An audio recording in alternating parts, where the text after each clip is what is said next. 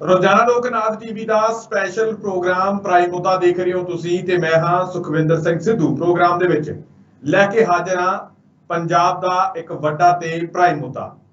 ਗੱਲਬਾਤ ਕਰਾਂਗੇ ਕਿ ਪਿਛਲੇ ਕਈ ਦਿਨਾਂ ਤੋਂ ਪੰਜਾਬ ਦੇ ਅੰਦਰ ਇੱਕ ਚਰਚਾ ਬਣੀ ਹੋਈ ਹੈ ਕਿ ਪੰਜਾਬ ਦੇ ਅੰਦਰ ਹੋ ਸਕਦਾ ਹੈ ਕਿ ਰਾਸ਼ਟਰਪਤੀ ਰਾਜ ਜਿਹੜਾ ਉਹ ਲਾਗੂ ਹੋ ਜਾਵੇ।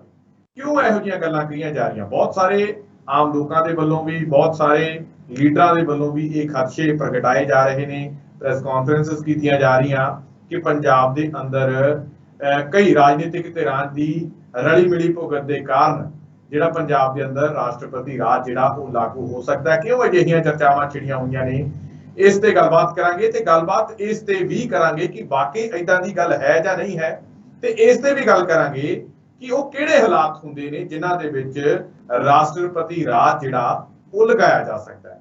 ਪੂਰਨ ਤਰੀਕੇ ਦੇ ਨਾਲ ਤੁਹਾਨੂੰ ਇਸ ਪ੍ਰੋਗਰਾਮ ਦੇ ਵਿੱਚ ਜਾਣਕਾਰੀ ਦੇਵਾਂਗੇ ਤੇ ਐਂਡ ਤੇ ਤੁਸੀਂ ਖੁਦ ਬਖੁਦ ਸਮਝ ਸਕਦੇ ਹੋ ਕਿ ਅਸਲ ਸੱਚਾਈ ਹੈ ਕੀ ਆ। ਸਾਡੇ ਨਾਲ ਸੱਚਾਈ ਤੋਂ ਵਾਕਿਫ ਕਰਾਉਣ ਲਈ ਸਾਡੇ ਨਾਲ ਜੁੜੇ ਹੋਏ ਨੇ ਪ੍ਰੋਫੈਸਰ ਕੁਲਦੀਪ ਸਿੰਘ ਜੀ। ਸਭ ਤੋਂ ਪਹਿਲਾਂ ਉਹਨਾਂ ਦਾ ਸਵਾਗਤ ਕਰਾਂਗੇ, ਫਿਰ ਪ੍ਰੋਗਰਾਮ ਦੀ ਸ਼ੁਰੂਆਤ ਕਰਾਂਗੇ। ਸਰ ਸਵਾਗਤ ਹੈ ਜੀ ਪ੍ਰੋਗਰਾਮ ਦੇ ਵਿੱਚ। ਸ਼ੁਕਰੀਆ ਸੁਖਵਿੰਦਰ ਸਿੰਘ ਜੀ। ਸਰ ਜਿਵੇਂ ਆਪਾਂ ਓਪਨਿੰਗ ਦੇ ਵਿੱਚ ਹੀ ਦੱਸ ਕੇ ਹਟੇ ਆਪਣੇ ਦਰਸ਼ਕਾਂ ਨੂੰ ਕਿ ਗੱਲਬਾਤ ਆਪਾਂ ਰਾਸ਼ਟਰਪਤੀ ਰਾਜ ਲਾਗੂ ਕਰਨ ਦੀਆਂ ਜਿਹੜੀਆਂ ਚਰਚਾਵਾਂ ਛਿੜੀਆਂ ਹੋਈਆਂ ਉਹਦੇ ਬਾਰੇ ਹੀ ਕਰਨਾ ਹੈ। ਪਹਿਲਾਂ ਤਾਂ ਆਪਾਂ ਇਹ ਦੱਸੀਏ ਕਿ ਇਹ ਚਰਚਾਵਾਂ ਛਿੜੀਆਂ ਕਿਉਂ ਨੇ, ਕੀ ਗੱਲਬਾਤ ਇਹੋ ਜਿਹੀ ਹੋ ਰਹੀ ਹੈ ਪੰਜਾਬ ਦੇ ਅੰਦਰ ਜਿਹਦੇ ਕਰਕੇ ਇਹ ਚਰਚਾਵਾਂ ਜਿਹੜੀਆਂ ਛਿੜੀਆਂ ਜਾ ਰਹੀਆਂ? ਦੇਖੋ, ਅੱਜ ਤਾਂ ਜਿਹੜੀ ਚਰਚਾ ਮੈਂ ਅਕਾਲੀ ਦਲ ਦੇ ਪ੍ਰਧਾਨ ਸੁਖਬੀਰ ਸਿੰਘ ਬਾਦਲ ਨੂੰ ਇਹ ਗੱਲ ਕਹਿੰਦੇ ਸੁਣਿਆ ਤੇ ਵੀ ਜਿਹੜੀ ਕੈਪਟਨ ਅਮਰਿੰਦਰ ਸਿੰਘ ਤੇ ਬੀਜੇਪੀ ਦੀ ਸਾਂਝ ਹੈ, ਇਹਦੇ ਹੁੰਦਿਆਂ ਹੋਇਆਂ ਸਾਨੂੰ ਇਸ ਗੱਲ ਦਾ ਖਦਸ਼ਾ ਹੈ ਕਿ ਪੰਜਾਬ ਵਿੱਚ ਰਾਸ਼ਟਰਪਤੀ ਰਾਜ ਲੱਗ ਸਕਦਾ ਹੈ। ਜੀ, ਸੋ ਜਿਹੜੀ ਇਹਦੀ ਪੋਲਿਟਿਕਸ ਆ ਉਹ ਤਾਂ ਇਹ ਹੈ ਕਿ ਤੁਸੀਂ ਪੰਜਾਬ ਦੇ ਲੋਕਾਂ ਨੂੰ ਇਹ ਦੱਸਣਾ ਚਾਹੁੰਦੇ ਹੋ ਕਿ ਕੈਪਟਨ ਅਮਰਿੰਦਰ ਸਿੰਘ ਉਸ ਬੀਜੇਪੀ ਦੇ ਨੇੜੇ ਹੈ ਜਿਹੜੇ ਬੀਜੇਪੀ ਦੇ ਸਰਕਾਰ ਦੇ ਖਿਲਾਫ ਤੁਸੀਂ 3 ਕਾਨੂੰਨਾਂ ਨੂੰ ਵਾਪਸ ਕਰਾਉਣ ਲਈ ਲੜ ਰਹੇ ਹੋ। ਪੋਲਿਟਿਕਸ ਦਾ ਇੱਕ ਤੇ ਇਹ ਹੈ ਜੀ। ਜਦ ਕਿ ਅਕਾਲੀ ਦਲ ਬੀਜੇਪੀ ਦਾ ਅਲਾਇੰਸ ਸੀਗਾ, ਕਾਨੂੰਨ ਬਣਨ ਤੋਂ ਬਾਅਦ ਟੁੱਟਿਆ। ਤੁਸੀਂ ਉਹ ਜਿਹੜਾ ਅਕਾਲੀ ਦਲ ਤੇ ਬੀਜੇਪੀ ਦੀ ਅਲਾਇੰਸ ਵਾਲਾ ਰਿਸ਼ਤਾ ਹੈ ਉਹਨੂੰ ਭੁਲਾ ਕੇ ਇਹ ਲੋਕਾਂ ਨੂੰ ਦੱਸਣਾ ਚਾਹੁੰਦੇ ਹੋ ਕਿ ਭਾਈ ਹੁਣ ਜਿਹੜੀ ਨੇੜਤਾ ਹੈਗੀ ਕੈਪਟਨ ਅਮਰਿੰਦਰ ਸਿੰਘ ਤੇ ਬੀਜੇਪੀ ਦੀ ਹੈ, ਹੁਣ ਨੇੜਤਾ ਛੱਡ ਗਈ ਹੈਗੀ।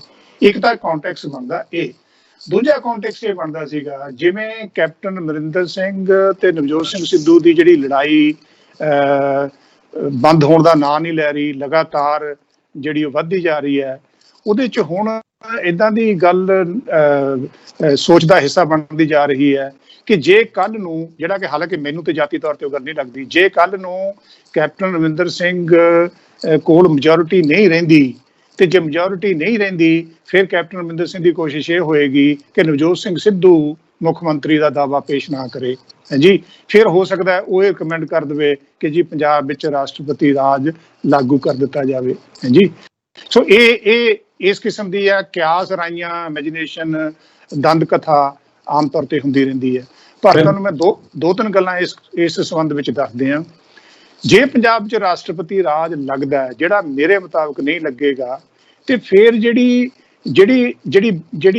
ਬੀਜੇਪੀ ਹੈ ਉਹ ਗੇਨ ਨਹੀਂ ਕਰਦੀ ਹੈ ਜੀ। ਬੀਜੇਪੀ ਤਾਂ ਗੇਨ ਕਰਦੀ ਹੈ ਜੇ ਜਿਹੜੀ ਸਰਕਾਰ ਦੇ ਖਿਲਾਫ ਉਹ ਇਹ ਕਹਿੰਦੇ ਨੇ ਕਿ ਇਹ ਸਰਕਾਰ ਨੇ ਠੀਕ ਕੰਮ ਨਹੀਂ ਕੀਤਾ, ਜੇ ਇਹ ਸਰਕਾਰ ਜਿਹੜੀ ਉਹਨਾਂ ਦੇ ਮੁਤਾਬਕ ਉਹਨਾਂ ਦੇ ਮੁਤਾਬਕ ਠੀਕ ਕੰਮ ਨਹੀਂ ਕੀਤਾ, ਜੇ ਇਹੀ ਸਰਕਾਰ ਪਾਵਰ 'ਚ ਰਹਿੰਦੀ ਹੈ ਫਿਰ ਹੀ ਉਹ ਐਂਟੀ ਇਨਕੰਬੈਂਸੀ ਦੀ ਗੱਲ ਕਰ ਸਕਦੇ ਨੇ। ਸੋ ਮੇਰੇ ਮੁਤਾਬਕ ਬੀਜੇਪੀ ਪੰਜਾਬ ਵਿੱਚ ਰਾਸ਼ਟਰਪਤੀ ਸ਼ਾਸਨ ਲਾਗੂ ਕਰਵਾ ਕੇ ਕੁਝ ਗੇਨ ਨਹੀਂ ਕਰਦੀ ਹੈ ਜੀ। ਅੱਛਾ, ਇੱਕ ਚੀਜ਼ ਮੇਰੇ ਹੋਰ ਦਿਮਾਗ ਵਿੱਚ ਆਉਂਦੀ ਹੈ। ਦੇਖੋ, ਕਿਸਾਨ ਯੂਨੀਅਨ ਦਾ ਜਿਹੜਾ ਗੁੱਸਾ ਹੈ ਉਹ ਤਾਂ ਕਾਂਗਰਸ ਨਾਲ ਵੀ ਹੈ, ਉਹ ਅਕਾਲੀ ਦਲ ਨਾਲ ਵੀ ਹੈ, ਉਹ ਆਮ ਆਦਮੀ ਪਾਰਟੀ ਨਾਲ ਵੀ ਹੈ। ਜੇ ਫਾਰ ਐਗਜ਼ਾਮਪਲ ਆਪਾਂ ਆਬਜੈਕਟਿਵ ਹੋ ਕੇ ਗੱਲ ਕਰੀਏ ਫਿਰ ਇਹ ਹੈ ਕਿ ਕਿਸਾਨਾਂ ਨੇ ਆਮ ਆਦਮੀ ਪਾਰਟੀ ਦੇ ਬੰਦਿਆਂ ਨੂੰ ਵੀ ਘੇਰਿਆ, ਕਿਸਾਨਾਂ ਨੇ ਅਕਾਲੀ ਦਲ ਦੇ ਬੰਦਿਆਂ ਨੂੰ ਵੀ ਘੇਰਿਆ, ਕਿਸਾਨਾਂ ਨੇ ਕਾਂਗਰਸ ਦੇ ਬੰਦਿਆਂ ਨੂੰ ਵੀ ਘੇਰਿਆ। ਇਹ ਗੱਲ ਦੂਜੀ ਹੈ ਕਿ ਅਕਾਲੀ ਦਲ ਦਾ ਜਿਹੜਾ ਆਪਣਾ 100 ਸੀਟਾਂ ਵਾਲਾ 100 ਦਿਨ ਦਾ ਪ੍ਰੋਗਰਾਮ ਉਹ ਚੱਲ ਰਿਹਾ ਹੈ। ਇਸ ਕਰਕੇ ਇਸ ਵੇਲੇ ਅਕਾਲੀ ਦਲ ਦੀ ਜਿਹੜੀ ਕੰਪੇਨ ਹੈ ਉਹ ਫੋਕਸ ਬਣ ਰਹੀ ਹੈ। ਕਾਂਗਰਸ ਨੇ ਉਸ ਕਿਸਮ ਦੀ ਕੰਪੇਨ ਕੀਤੀ ਨਹੀਂ, ਆਮ ਆਦਮੀ ਪਾਰਟੀ ਨੇ ਵੀ ਨਹੀਂ ਕੀਤੀ, ਇਸ ਕਰਕੇ ਫੋਕਸ ਬਣ ਗਿਆ ਅਕਾਲੀ ਦਲ ਦਾ। ਹੁਣ ਜਦੋਂ ਰੋਜ਼ ਅਕਾਲੀ ਦਲ ਦੀ ਰੈਲੀਆਂ ਕਿਸਾਨਾਂ ਦੇ ਗੁੱਸੇ ਦਾ ਸ਼ਿਕਾਰ ਬਣ ਰਹੀਆਂ ਨੇ। ਮੈਨੂੰ ਇਹ ਵੀ ਪਤਾ ਲੱਗਿਆ ਕਿ ਅਕਾਲੀ ਦਲ ਨੇ ਕੁਝ ਦਿਨਾਂ ਲਈ ਆਪਣੀ ਜਿਹੜੀ ਉਹ 100 ਦਿਨ ਦਾ ਜਿਹੜਾ ਪ੍ਰੋਗਰਾਮ ਹੈ ਉਹ ਮੁਲਤਵੀ ਕਰ ਦਿੱਤਾ। ਕਿਸਾਨਾਂ ਦੇ ਵਿਰੋਧ ਦੇ ਕਾਰਨ ਉਹਨਾਂ ਨੇ ਉਹ ਰੋਕੀ। ਉਹ ਕਹਿੰਦੇ ਕਿ ਅਸੀਂ ਨਹੀਂ ਚਾਹੁੰਦੇ ਕਿ ਭਰਾ ਮਾਰੂ ਜੰਗ ਜਿਹੜੀ ਪੰਜਾਬ ਵਿੱਚ ਸ਼ੁਰੂ ਹੋ ਜਾਵੇ। ਹੁਣ ਜਿਹੜੀ ਉਹ ਭਰਾ ਮਾਰੂ ਜੰਗ, ਚੰਗੀ ਗੱਲ ਹੈ, ਇਸ ਕਿਸਮ ਦੀਆਂ ਗੱਲਾਂ ਪਾਰਟੀਆਂ ਦੇ ਲੀਡਰ ਕਹਿਣ ਚੰਗੀ ਗੱਲ ਹੈ, ਕੰਨਾਂ ਨੂੰ ਬੜਾ ਸਕੂਨ ਮਿਲਦਾ ਹੈ। ਪਰ ਦੂਜਾ ਉਹਦਾ ਇੱਕ ਰਾਜਨੀਤਿਕ ਮਾਇਨਾ ਵੀ ਹੈ। ਜੇ 100 ਦਿਨ ਦਾ ਪ੍ਰੋਗਰਾਮ 100 ਸੀਟਾਂ ਵਿੱਚ ਜਾਣ ਦਾ ਪ੍ਰੋਗਰਾਮ ਅਕਾਲੀ ਦਲ ਦਾ ਜਾਰੀ ਰਹਿੰਦਾ ਹੈ, ਇਸ ਕਿਸਮ ਦੀਆਂ ਵਾਰਦਾਤਾਂ ਹੁੰਦੀਆਂ ਰਹਿੰਦੀਆਂ ਨੇ, ਫਿਰ ਆਮ ਧਾਰਨਾ ਇਹ ਬਣੇਗੀ ਕਿ ਪੰਜਾਬ ਵਿੱਚ ਚਾਹੇ ਅਕਾਲੀ ਦਲ ਨੇ 100 ਸੀਟਾਂ ਵਿੱਚ 100 ਦਿਨ ਦਾ ਪ੍ਰੋਗਰਾਮ ਕੀਤਾ, ਪਰ ਬਹੁਤੀ ਜਗ੍ਹਾ ਅਕਾਲੀ ਦਲ ਦਾ ਵਿਰੋਧ ਹੋਇਆ। ਫਿਰ ਜਿਹੜਾ ਲੋਕਾਂ ਦੁਆਰਾ ਅਕਾਲੀ ਦਲ ਦਾ ਵਿਰੋਧ ਹੈ, ਚਾਹੇ ਉਹ ਵਿਰੋਧ ਇੱਕ ਨਾ ਵਿਲੱਖਣ ਕਿਸਮ ਦਾ ਵਿਰੋਧ ਹੈ, ਜੇ ਦੇਖਿਆ ਜਾਵੇ ਉਹ ਤੇ ਇਹ ਕਹਿੰਦੇ ਨੇ ਕਿ ਜੀ ਦੇਖੋ ਅਸੀਂ ਕਿਸਾਨਾਂ ਨੇ ਪੋਲੀਟੀਕਲ ਪਾਰਟੀ ਦੇ ਲੀਡਰ ਨੂੰ ਕੁਝ ਸਵਾਲ ਪੁੱਛਣੇ ਨੇ ਜੀ, ਸਾਡੇ ਬੰਦੇ ਉਹਨਾਂ ਨੂੰ ਕੁਝ ਸਵਾਲ ਪੁੱਛਣ ਲਈ ਜਾਂਦੇ ਨੇ, ਉਹਨਾਂ ਸਵਾਲਾਂ ਦਾ ਤੁਸੀਂ ਜਵਾਬ ਨਹੀਂ ਦਿੰਦੇ, ਉੱਥੋਂ ਫਿਰ ਇਸ ਕਿਸਮ ਦੀ ਬਲੌਕੇਡ, ਕਾਰਾਂ ਰੋਕ ਲੀਆਂ, ਕਾਫਲਾ ਰੋਕ ਲਿਆ, ਇਸ ਕਿਸਮ ਦਾ ਹੋ ਜਾਂਦਾ। ਸੋ ਉਹਨਾਂ ਦਾ ਅਨਾਉਂਸਮੈਂਟ ਤੇ ਆ ਹੈ, ਔਰ ਉਹ ਅਨਾਉਂਸਮੈਂਟ ਸਾਰੀਆਂ ਪਾਰਟੀਆਂ ਦੇ ਖਿਲਾਫ ਹੈ। ਪਰ ਕਿਉਂਕਿ ਅਕਾਲੀ ਦਲ ਨੇ 100 ਦਿਨ ਦਾ ਪ੍ਰੋਗਰਾਮ 100 ਹਲਕਿਆਂ ਵਿੱਚ ਜਾਣ ਦਾ ਪ੍ਰੋਗਰਾਮ ਆਰੰਭਿਆ ਹੋਇਆ, ਜੇ ਇਸ ਕਿਸਮ ਦੀਆਂ ਵਾਰਦਾਤਾਂ ਹੁੰਦੀਆਂ ਰਹਿੰਦੀਆਂ ਨੇ, ਫਿਰ ਰਾਜਨੀਤਿਕ ਸੁਨੇਹਾ ਕੀ ਜਾਏਗਾ ਕਿ ਜੀ ਪੰਜਾਬ ਦੇ ਪੇਂਡੂ ਇਲਾਕੇ ਵਿੱਚ ਜਿੱਥੇ ਅਕਾਲੀ ਦਲ ਦਾ ਸਭ ਤੋਂ ਮਜ਼ਬੂਤ ਆਧਾਰ ਰਿਹਾ, ਜੇ ਉੱਥੇ ਇਸ ਕਿਸਮ ਤੋਂ ਇਸ ਵੇਲੇ ਜਿਹੜੀਆਂ ਵਾਰਦਾਤਾਂ ਹੋ ਰਹੀਆਂ ਨੇ, ਉਹ ਤਾਂ ਕਿਸਾਨ ਵਰਸਸ ਚਾਹੇ ਕਾਂਗਰਸ ਹੋਵੇ, ਚਾਹੇ ਅਕਾਲੀ ਦਲ ਹੋਵੇ, ਚਾਹੇ ਆਮ ਆਦਮੀ ਪਾਰਟੀ ਹੋਵੇ। ਸੋ ਜਿਹੜਾ ਇਹ ਸੁਨੇਹਾ ਹੈ ਕਿ ਪੰਜਾਬ ਵਿੱਚ ਸੁਖਬੀਰ ਸਿੰਘ ਬਾਦਲ ਅਕਾਲੀ ਦਲ ਦੇ ਪ੍ਰਧਾਨ ਦੀਆਂ ਰੈਲੀਆਂ ਦੇ ਖਿਲਾਫ ਰੋਜ਼ ਕਿਸਾਨਾਂ ਦੀਆਂ ਜਥੇਬੰਦੀਆਂ ਵਿਰੋਧ ਕਰ ਰਹੀਆਂ ਨੇ, ਸਵਾਲ ਪੁੱਛ ਰਹੀਆਂ ਨੇ, ਇਹ ਕੋਈ ਅਕਾਲੀ ਦਲ ਦੀ ਸੁਖਾਵੀਂ ਗੱਲ ਨਹੀਂ ਹੈਗੀ, ਇਹ ਕੋਈ ਬਹੁਤ ਵਧੀਆ ਗੱਲ ਨਹੀਂ ਹੈਗੀ। ਇਸ ਕਰਕੇ ਤੁਸੀਂ ਇਸ ਗੱਲ ਤੋਂ ਜੇ ਛੁਟਕਾਰਾ ਪਾਉਣਾ ਹੈ ਤੇ ਜੇ ਭੱਜਣਾ ਹੈ, ਇਹ ਤਾਂ ਨਹੀਂ ਕਹੋਗੇ ਕਿ ਅਸੀਂ 100 ਦਿਨ ਦਾ ਪ੍ਰੋਗਰਾਮ ਆਰੰਭਿਆ ਸੀ, 100 ਹਲਕੇ ਵਿੱਚ ਜਾਣ ਦਾ ਪ੍ਰੋਗਰਾਮ ਲੰਬਿਆ ਸੀ, ਸਾਡਾ ਵਿਰੋਧ ਹੋਇਆ, ਇਸ ਕਰਕੇ ਅਸੀਂ ਵਾਪਸ ਪ੍ਰੋਗਰਾਮ ਲੈ ਰਹੇ ਹਾਂ ਜੀ। ਸੋ ਸੱਚ ਇਹ ਹੈ ਕਿ ਪੰਜਾਬ ਵਿੱਚ ਕੋਈ ਨਾ, ਜੇ ਤੁਸੀਂ ਇਹ ਕਹਿੰਦੇ ਹੋ ਕਿ ਜੀ ਪੰਜਾਬ ਵਿੱਚ ਮੈਂ ਤੇ ਪੋਲੀਟੀਕਲ ਵਾਇਲੈਂਸ ਸ਼ਬਦ ਨਹੀਂ ਯੂਜ਼ ਕਰਾਂਗਾ, ਮੈਂ ਤੇ ਰਾਜਨੀਤਿਕ ਵਿਰੋਧ ਸ਼ਬਦ ਯੂਜ਼ ਕਰ, ਵਿਰੋਧ ਹੋ ਰਿਹਾ ਹੈ, ਵਾਇਲੈਂਸ ਵਾਲੀ ਗੱਲ ਨਹੀਂ ਹੋ ਰਹੀ। ਐਂ ਤਾਂ ਇੱਕੜ ਦੁੱਕੜ ਘਟਨਾਵਾਂ ਪੰਜਾਬ ਵਿੱਚ ਰੋਜ਼ ਹੁੰਦੀਆਂ ਨੇ, ਫਿਰ ਤੇ ਸਦਾ ਹੀ ਪੰਜਾਬ ਵਿੱਚ ਪ੍ਰੈਜ਼ੀਡੈਂਸ਼ੀਅਲ ਰੂਲ ਲੱਗਿਆ ਰਹੇ, ਇਸ ਤਰ੍ਹਾਂ ਦੀ ਗੱਲ ਨਹੀਂ। ਤੁਸੀਂ ਮੈਨੂੰ ਇਹ ਦੱਸੋ, ਜਿਹੜਾ ਕਿਸਾਨਾਂ ਦਾ ਵਿਰੋਧ ਹੈ ਪਾਰਟੀਆਂ ਦੇ ਖਿਲਾਫ, ਉਹ ਤਾਂ ਹਰਿਆਣੇ ਵਿੱਚ ਪੰਜਾਬ ਤੋਂ ਵੱਧ ਹੋ ਰਿਹਾ। ਕਦੇ ਕਿਸੇ ਨੇ ਇਹ ਕਿਉਂ ਨਹੀਂ ਕਿਹਾ ਕਿ ਜੀ ਹਰਿਆਣੇ ਵਿੱਚ ਪ੍ਰੈਜ਼ੀਡੈਂਸ਼ੀਅਲ ਰੂਲ ਲੱਗ ਰਿਹਾ ਹੈ, ਪੰਜਾਬ ਵਿੱਚ ਕਿਉਂ ਕਹਿ ਰਹੇ ਨੇ? ਉਹੀ ਹੈ ਨਾ, ਪਰ ਜੇ ਇਦਾਂ ਦੀ ਕੋਈ ਗੱਲਬਾਤ ਕਰਨ ਦੀ ਕੋਸ਼ਿਸ਼ ਬੀਜੇਪੀ ਕਰਦੀ ਵੀ, ਉਹਦੀ ਦਿੱਕਤ ਦਾ ਸਾਹਮਣਾ ਤਾਂ ਕਰਨਾ ਪਊਗਾ, ਕਿਉਂਕਿ ਪਹਿਲਾਂ ਉਹਨਾਂ ਨੂੰ ਹਰਿਆਣੇ ਦੇ ਵਿੱਚ ਲਾਉਣਾ ਪਊਗਾ, ਕਿਉਂਕਿ ਜ਼ਿਆਦਾ ਵਾਇਲੈਂਸ ਤਾਂ ਹਰਿਆਣਾ ਦੇ ਵਿੱਚ ਹੋ ਰਹੀ ਹੈ। ਹੁਣ ਤੁਹਾਨੂੰ ਮੈਂ ਸਰੋਤਿਆਂ ਦੇ ਫਾਇਦੇ ਲਈ ਇਹ ਦੱਸਦਾ ਕਿ ਰਾਸ਼ਟਰਪਤੀ ਰਾਜ ਕਦੋਂ ਲੱਗਦਾ ਹੈ, ਤੇ ਉਹਦੇ ਮੁਤਾਬਕ ਅਸੀਂ ਆਪੇ ਹੀ ਸਾਡੇ ਸਰੋਤੇ ਅੰਦਾਜ਼ਾ ਲਾ ਲੈਣਗੇ ਕਿ ਪੰਜਾਬ ਵਿੱਚ ਰਾਸ਼ਟਰਪਤੀ ਰਾਜ ਲੱਗਣ ਵਰਗੇ ਹਾਲਾਤ ਪੈਦਾ ਹੋ ਗਏ ਨੇ। ਜਿਹੜੀ ਟੈਕਨੀਕਲ ਸ਼ਬਦ ਆ ਨਾ ਸੰਵਿਧਾਨ ਵਿੱਚ ਹੋਇਆ ਕਿ ਜੇ ਸੂਬੇ ਦੀ ਸਰਕਾਰ ਕਨਸਟੀਟਿਊਸ਼ਨ ਦੇ ਮੁਤਾਬਕ ਨਹੀਂ ਚੱਲ ਰਹੀ, ਸੰਵਿਧਾਨ ਦੇ ਮੁਤਾਬਕ ਨਹੀਂ ਚੱਲ ਰਹੀ, ਫਿਰ ਕੇਂਦਰ ਦੀ ਸਰਕਾਰ ਪੰਜਾਬ ਦੀ ਸਰਕਾਰ ਨੂੰ ਡਿਸਮਿਸ ਕਰ ਸਕਦੀ ਹੈ। ਅੱਛਾ ਜੀ, ਦੂਜਾ ਇਹ ਹੁੰਦਾ ਹੈ ਕਿ ਜੇ ਦੇਖੋ ਪੰਜਾਬ 'ਚ ਵਿਧਾਨ ਸਭਾ ਦੀਆਂ 117 ਸੀਟਾਂ ਨੇ, ਜਿਸ ਵਿਅਕਤੀ ਕੋਲ 59 ਮੈਂਬਰਸ ਨੇ, ਉਹ ਮੈਜੋਰਿਟੀ ਪਾਰਟੀ ਦਾ ਲੀਡਰ ਹੋ ਗਿਆ, ਉਹਨੇ ਮੁੱਖ ਮੰਤਰੀ ਬਣਨਾ। ਜੇਕਰ ਕਿਸੇ ਵੀ ਪਾਰਟੀ ਦੇ ਲੀਡਰ ਕੋਲ 59, ਜਿਹੜਾ ਕਿ ਮੈਜੋਰਿਟੀ ਹੈ, ਸਿੰਪਲ ਮੈਜੋਰਿਟੀ 117 ਚੋਂ, ਜੇ ਕਿਸੇ ਵੀ ਵਿਅਕਤੀ ਕੋਲ 59 ਮੈਂਬਰਾਂ ਦਾ ਸਮਰਥਨ ਨਹੀਂ ਹੈਗਾ, ਫਿਰ ਆਬਵੀਅਸਲੀ ਪੰਜਾਬ ਵਿੱਚ ਉਹ ਹਾਲਾਤ ਪੈਦਾ ਹੋਏਗੇ ਜਿਹਨੂੰ ਕਹਿੰਦੇ ਸੀ ਗਵਰਨਰੀ ਰੂਲ, ਯਾਨੀ ਕਿ ਕੋਈ ਵੀ ਪਾਰਟੀ ਪੰਜਾਬ ਵਿੱਚ ਸਰਕਾਰ ਬਣਾਉਣ ਦੀ ਸਥਿਤੀ ਵਿੱਚ ਨਾ ਹੋਵੇ, ਫਿਰ ਪ੍ਰੈਜ਼ੀਡੈਂਸ਼ੀਅਲ ਰੂਲ ਲੱਗਦਾ। ਉਹ ਕਦੋਂ ਹੋਏਗਾ? ਜਦੋਂ ਕਿਸੇ ਵੀ ਪਾਰਟੀ ਕੋਲ 59 ਤੋਂ। ਹੁਣ ਤੁਹਾਨੂੰ ਮੈਂ ਹੋਰ ਗੱਲ ਦੱਸ ਦਿਆਂ ਕਿ ਹਿੰਦੁਸਤਾਨ ਵਿੱਚ ਕਿਸੇ ਸਮੇਂ ਵਿੱਚ ਇਸ ਕਿਸਮ ਦੀ ਜਿਹੜਾ ਗਵਰਨਰ ਦਾ ਆਫਿਸ ਆ, ਉਹਦੀ ਮਿਸਯੂਜ਼ ਹੁੰਦੀ ਰਹੀ ਹੈ। ਕਿਸ ਕੰਮ ਲਈ? ਕਿ ਸੈਂਟਰ ਕਿਸੇ ਸੂਬੇ ਦੀ ਸਰਕਾਰ ਨੂੰ ਲਾਈਕ ਨਹੀਂ ਕਰਦਾ, ਵਿਰੋਧੀ ਪਾਰਟੀ ਦੀ ਸਰਕਾਰ ਬਣ ਗਈ, ਗਵਰਨਰ ਦੇ ਆਫਿਸ ਨੂੰ ਮਿਸਯੂਜ਼ ਕਰਕੇ ਸੂਬੇ ਦੀ ਸਰਕਾਰ ਨੂੰ ਡਿਸਮਿਸ ਕਰ ਦਿਓ। ਇਹ ਹੁੰਦਾ ਰਿਹਾ। ਹੁਣ ਕੀ ਹੈ?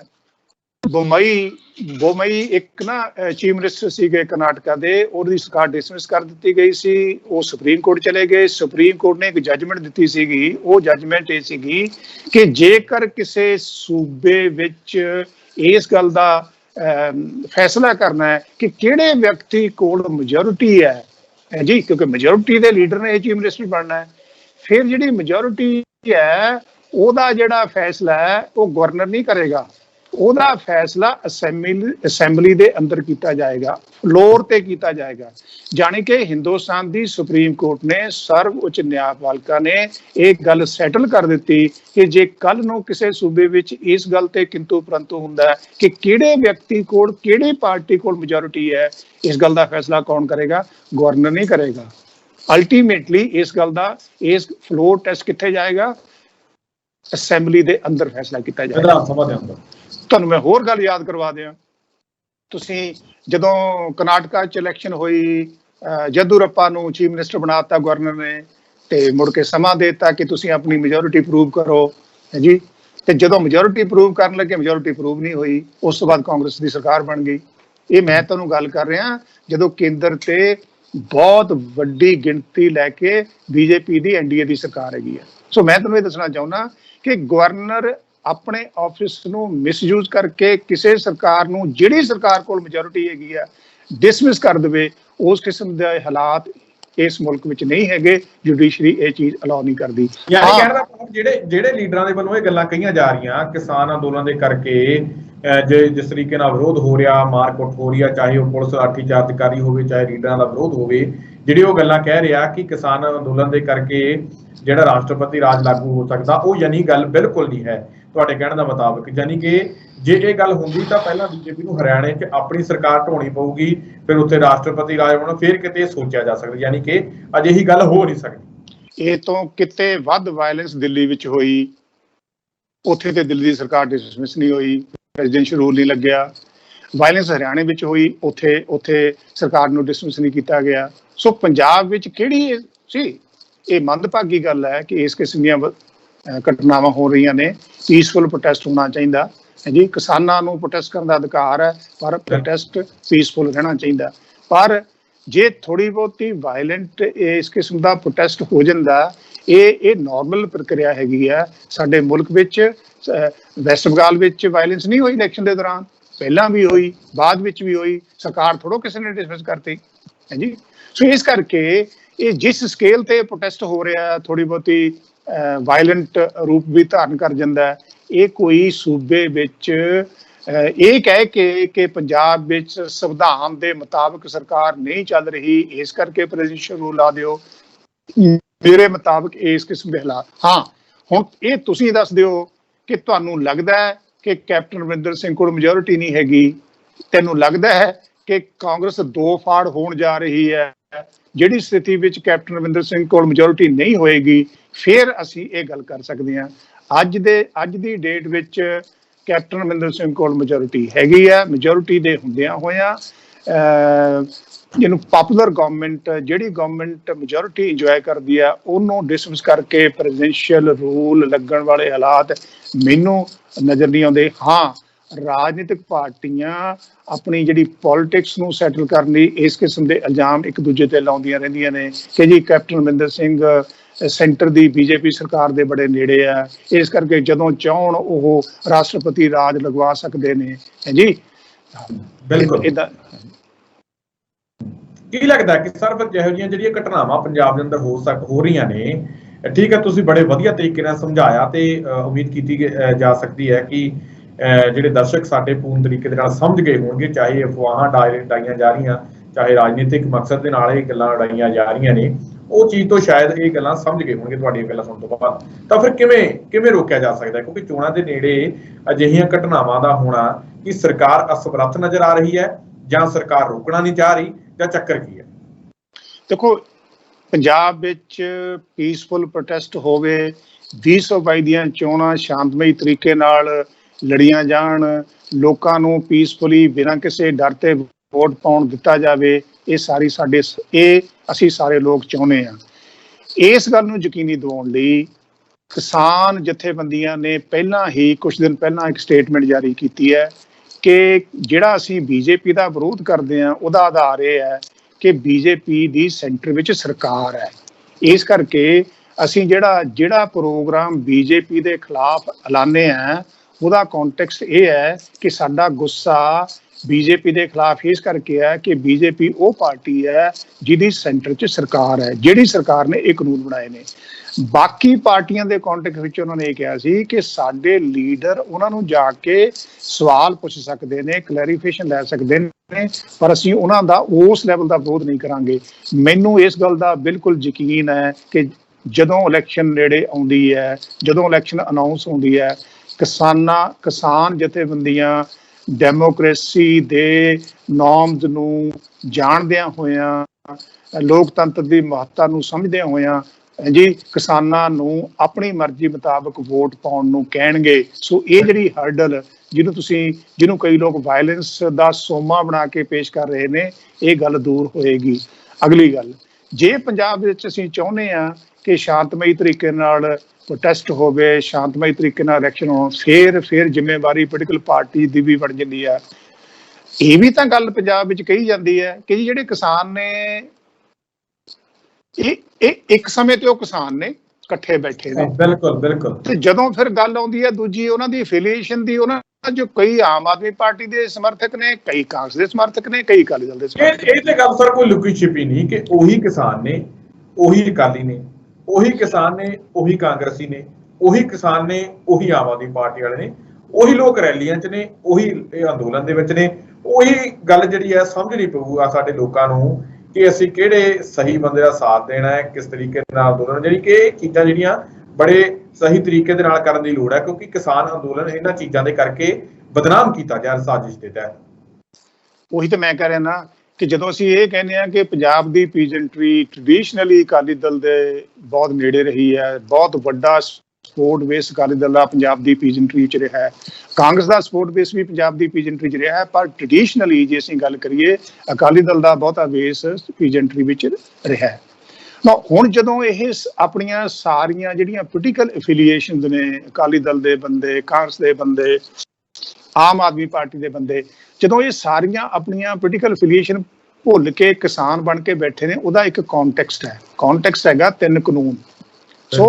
ਸੋ ਜਦੋਂ 3 ਕਾਨੂੰਨ ਦਾ ਮਸਲਾ ਰੱਬ ਕਰੇ ਹੱਲ ਹੋ ਜਾਵੇ ਕਿਸੇ ਤਰੀਕੇ ਨਾਲ, ਜਿੱਦਣ ਹੱਲ ਹੋ ਜਾਂਦਾ ਫਿਰ ਵਾਪਸ ਇਹ ਕਿਸਾਨ ਅਕਾਲੀ ਦਲ ਦੇ ਸਮਰਥਕ ਵੀ ਹੋਣਗੇ, ਕਾਂਗਰਸ ਦੇ ਸਮਰਥਕ ਵੀ ਹੋਣਗੇ, ਆਮ ਆਦਮੀ ਪਾਰਟੀ ਕਾਂਗਰਸੀ ਵੀ ਬਣਨਾ।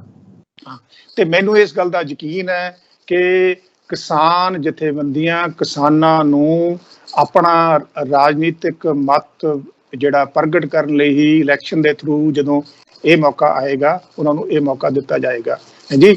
ਸੋ ਪੋਲੀਟੀਕਲ, ਕਿਉਂਕਿ ਇਹ ਲੋਕ ਪੋਲੀਟੀਕਲ ਪਾਰਟੀਆਂ ਦੇ ਸਪੋਰਟਰ ਵੀ ਨੇ, ਸਮਰਥਕ ਵੀ ਨੇ, ਇਸ ਕਰਕੇ ਮੈਂ ਦੂਜਾ ਪੁਆਇੰਟ ਇਹ ਕਹਿ ਰਿਹਾ ਸੀ ਕਿ ਪੋਲੀਟੀਕਲ ਪਾਰਟੀਆਂ ਦੀ ਵੀ ਇੱਕ ਜ਼ਿੰਮੇਵਾਰੀ ਬਣ ਜਾਂਦੀ ਹੈ। ਰਾਜਨੀਤਿਕ ਪਾਰਟੀਆਂ ਨੂੰ ਚਾਹੀਦਾ ਹੈ ਕਿ ਭਾਈ ਜੇ ਫਾਰ ਐਗਜ਼ਾਮਪਲ ਇਸ ਗੱਲ ਤੋਂ ਆਪਾਂ ਰੂਲ ਆਊਟ ਨਹੀਂ ਕਰ ਸਕਦੇ, ਇਸ ਗੱਲ ਦੀ ਸੰਭਾਵਨਾ ਤੋਂ ਇਨਕਾਰ ਨਹੀਂ ਕਰ ਸਕਦੇ ਕਿ ਜੇ ਰੈਲੀ ਏ ਪਾਰਟੀ ਦੀ ਹੈ ਫਿਰ ਬੀ ਵਾਲੀ ਬੰਦਿਆਂ ਨੂੰ ਇਕੱਠੇ ਕਰਕੇ ਕਹੇ ਪ੍ਰੋਟੈਸਟ ਕਰੋ, ਜੇ ਬੀ ਦੀ ਹੈ ਫਿਰ ਏ ਵਾਲੇ ਕਹਿਣ ਬੰਦਿਆਂ ਨੂੰ ਕਿ ਇਕੱਠੇ ਕਰਕੇ ਪ੍ਰੋਟੈਸਟ ਕਰੋ। ਸੋ ਇਸ ਕਿਸਮ ਦੀ ਸ਼ਰਾਰਤ, ਇਸ ਕਿਸਮ ਦੀ ਗੜਬੜ ਪੋਲੀਟੀਕਲ ਪਾਰਟੀਆਂ ਕਰ ਸਕਦੀਆਂ ਨੇ। ਕਿਸਾਨਾਂ ਦੀ ਗੱਲ ਤਾਂ ਆਪਾਂ ਕਰਤੀ, ਹੁਣ ਆਪਾਂ ਗੱਲ ਕਰ ਰਹੇ ਹਾਂ ਰਾਜਨੀਤਿਕ ਪਾਰਟੀਆਂ ਦੀ, ਕਿ ਰਾਜਨੀਤਿਕ ਪਾਰਟੀਆਂ ਨੂੰ ਵੀ ਇਹ ਚਾਹੀਦਾ ਹੈ ਕਿ ਦੂਜੀ ਪਾਰਟੀ ਨੂੰ ਬਦਨਾਮ ਕਰਨ ਲਈ ਤੁਸੀਂ ਆਪਣੇ ਜਿਹੜੇ ਤੁਹਾਡੇ ਸਪੋਰਟਰ ਨੇ ਉਹਨਾਂ ਨੂੰ ਕਿਸਾਨ ਬਣਾ ਕੇ ਭੇਜੋ। ਇਸ ਕਿਸਮ ਦੀ ਸੰਭਾਵਨਾ ਤੋਂ ਇਨਕਾਰ ਨਹੀਂ ਕੀਤਾ ਜਾ ਸਕਦਾ। ਮੈਨੂੰ ਲੱਗਦਾ ਹੈ ਕਿ ਇਹ ਪੰਜਾਬ ਵਿੱਚ ਹੋ ਰਿਹਾ ਹੋਏਗਾ ਕਿ ਕਾਂਗਰਸ ਦੀ ਰੈਲੀ ਵਿੱਚ ਅਕਾਲੀ ਦਲ ਵਾਲੇ ਆਪਣੇ ਕਿਸਾਨਾਂ ਨੂੰ, ਆਪਣੇ ਸਮਰਥਕਾਂ ਨੂੰ ਕਿਸਾਨ ਬਣਾ ਕੇ ਭੇਜਦੇ ਨੇ। ਆਪਾਂ ਦੇਖ ਰਹੇ ਹਾਂ ਜਦੋਂ ਅਕਾਲੀ ਦਲ ਪ੍ਰੈਸ ਕਾਨਫਰੰਸ ਕਰਦਾ ਉਦੋਂ ਫਿਰ ਉਹ ਬਕਾਇਦਾ ਫੋਟੋਆਂ ਕੱਢ ਦਿਖਾ ਰਿਹਾ ਕਿ ਆਹ ਕਿਸਾਨ ਬਣ ਕੇ ਸਾਡਾ ਵਿਰੋਧ ਕਰਨ ਲਈ ਆਏ ਸੀ ਤੇ ਆਹ ਕਾਂਗਰਸੀ ਬੰਦਿਆਂ ਨਾਲ ਖੜੇ ਆ। ਉਧਰ ਕਾਂਗਰਸੀ ਇਦਾਂ ਹੀ ਫੋਟੋਆਂ ਕੱਢ ਕੇ ਦਿਖਾ ਰਿਹਾ ਕਿ ਸਾਡਾ ਜਿਹੜੇ ਅਕਾਲੀ ਦਲ ਦੇ ਵਰਕਰ ਜਿਹੜੇ ਕਿਸਾਨ ਬਣ ਕੇ ਵਿਰੋਧ ਕਰਨ ਆਏ ਸੀ, ਆਹ ਮਜੀਠੀਆ ਨਾਲ ਖੜੇ, ਆਹ ਫਲਾਣੇ ਨਾਲ ਖੜੇ, ਆਹ ਫਲਾਣੇ ਨਾਲ ਖੜੇ। ਇਦਾਂ ਦੀਆਂ ਜਿਹੜੇ ਦੂਸ਼ਣਬਾਜ਼ੀਆਂ ਇੱਕ ਦੂਜੇ ਤੇ ਲਗਾ ਰਹੇ ਨੇ ਤੇ ਬਦਨਾਮ ਕੀਤਾ ਜਾ ਰਿਹਾ ਕਿਸਾਨ ਅੰਦੋਲਨ। ਸੋ ਇਸੇ ਕਰਕੇ ਮੈਂ ਕਹਿ ਰਿਹਾ ਸੀਗਾ ਕਿ ਚਲੋ ਕਿਸਾਨ ਯੂਨੀਅਨ ਤੇ ਪਹਿਲਾਂ ਹੀ ਇੱਕ ਸਟੈਪ ਲੈ ਲਿਆ। ਉਹਨਾਂ ਨੇ ਕਿਹਾ ਹੈ ਕਿ ਅਸੀਂ मतलब ਬੀਜੇਪੀ ਨੂੰ ਸਿੰਗਲ ਆਊਟ ਕੀਤਾ, ਬਾਕੀ ਪਾਰਟੀਆਂ ਦਾ ਉਸ ਲੈਵਲ ਤੇ ਅਸੀਂ ਵਿਰੋਧ ਨਹੀਂ ਕਰਨਾ ਤੇ ਸਾਡੇ ਸਮਰਥਕ ਉਹਨਾਂ ਨੂੰ ਸਵਾਲ ਜ਼ਰੂਰ ਪੁੱਛ ਸਕਦੇ ਨੇ। ਉਹਨਾਂ ਨੇ ਇੱਕ ਸਟੈਪ ਲੈ ਲਿਆ। ਇਸੇ ਤਰ੍ਹਾਂ ਹੀ ਪੋਲੀਟੀਕਲ ਪਾਰਟੀਆਂ ਨੂੰ ਵੀ ਚਾਹੀਦਾ ਹੈ ਕਿ ਭਾਈ ਜਦੋਂ ਚੋਣਾਂ ਦਾ ਮੌਕਾ ਆਏਗਾ ਫਿਰ ਉਹਨਾਂ ਦੇ ਸਮਰਥਕ ਆਪਣੀ ਪਾਰਟੀ ਨਾਲ ਜੁੜ ਕੇ ਜਿਹੜੀ ਉਹਦੀ ਰਾਜਨੀਤਿਕ ਪ੍ਰਕਿਰਿਆ ਨਾਲ ਜੁੜ ਕੇ ਆਪਣਾ ਵੋਟ ਪਾ ਸਕਦੇ ਨੇ, ਉਹਨਾਂ ਦੇ ਹੱਕ ਵਿੱਚ ਪ੍ਰਚਾਰ ਕਰ ਸਕਦੇ ਨੇ। ਪਰ ਇਸ ਵੇਲੇ ਉਹ ਕਿਸਾਨ ਸੰਘਰਸ਼ ਦਾ ਹਿੱਸਾ ਨੇ। ਸੋ ਦੂਜੇ ਲੈਵਲ ਤੇ ਇਹ ਜ਼ਿੰਮੇਵਾਰੀ ਬਣ ਜਾਂਦੀ ਹੈ ਰਾਜਨੀਤਿਕ ਪਾਰਟੀਆਂ ਦੀ। ਸੋ ਇਹਨਾਂ ਸਾਰੇ ਹਾਲਾਤਾਂ ਦੇ ਹੁੰਦੇ ਹੋਏ ਜਿਹੜਾ ਤੁਹਾਡਾ ਬੇਸਿਕ ਸਵਾਲ ਸੀ ਉਹਦੇ ਪਾਸੇ ਆ ਰਹੇ ਹਾਂ ਕਿ ਇਹ ਪ੍ਰੋਟੈਸਟ ਕਦੇ ਕਦਾਈ ਵਾਇਲੈਂਟ ਹੋ ਜਾਂਦਾ। ਉਹਦੇ ਕਿਸਾਨ ਉਹ ਲੋਕ ਕਿਸਾਨ ਐਪਰੈਂਟਲੀ ਸ਼ਾਮਲ ਨੇ ਕਿਉਂਕਿ ਉਹੀ ਕਿਸਾਨ ਨੇ, ਉਹੀ ਪੋਲੀਟੀਕਲ ਪਾਰਟੀ ਦੇ ਸਪੋਰਟਰ ਨੇ ਜੀ। ਸੋ ਇਸ ਕਰਕੇ ਇਸ ਗੱਲ ਨੂੰ ਜਿਹੜਾ ਜਦੋਂ ਅਸੀਂ ਨਾ ਮੈਸ ਕਰ ਦਿੰਦੇ ਆ ਜੀ ਉਦੋਂ ਫਿਰ ਔਖਾ।